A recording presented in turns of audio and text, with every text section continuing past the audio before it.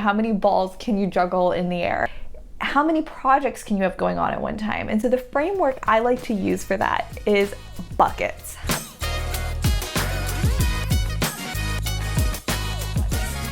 What are some examples of buckets? Work, volunteering or service, school, family obligations, creative pursuits, so having a blog, in this case, my YouTube channel is a bucket. Hobbies that are very time consuming, whether that's, doing martial arts or Dungeons and Dragons. Now, what is not a bucket?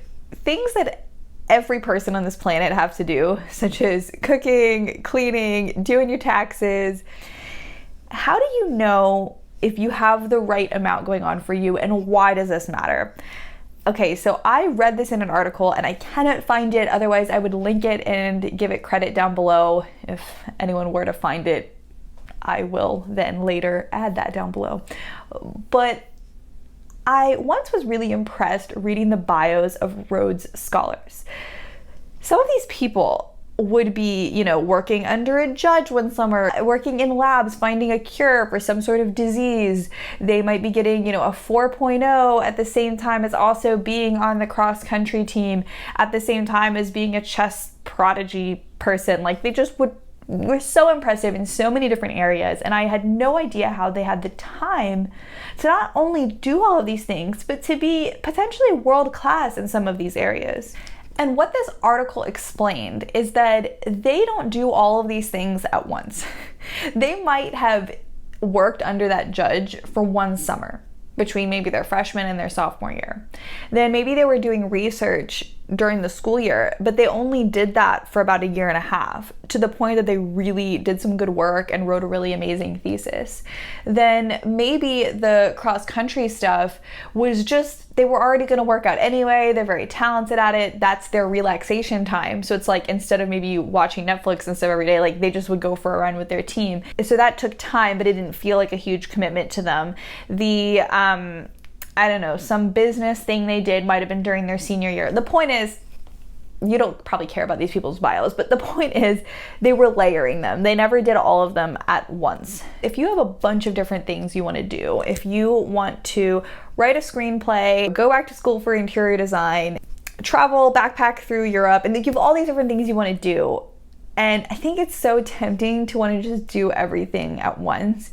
And instead of looking and zooming out a bit, seeing the big picture and thinking, when can I do these different things for maximum impact? Because if you try to do a bunch of them at once, it's going to be really hard to give enough of yourself to these different areas.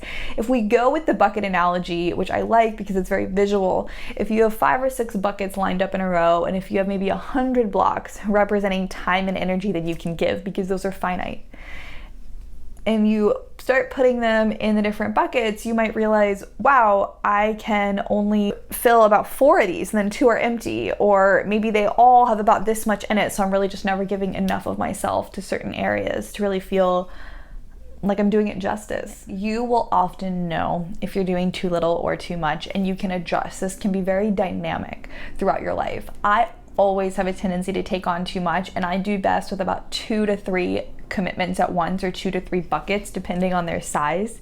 They often feed one another and help each other.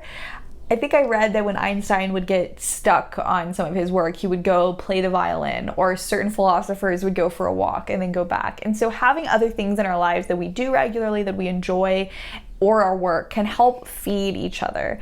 And you will know, like, if you don't have enough going on, it sort of feels like, when you expect to get everything from your romantic partner, because like that's maybe if you aren't seeing your friends as much, that's one of the main people in your life, they can't fill everything for you. And it's the same thing with anything you do, whether that's work or a hobby, or it's just any commitment. We need other things going on in our lives to help our lives feel fulfilled. And so you'll know if you need to take on more. And often it's really hard to cut back, but you'll also know if you need to cut back.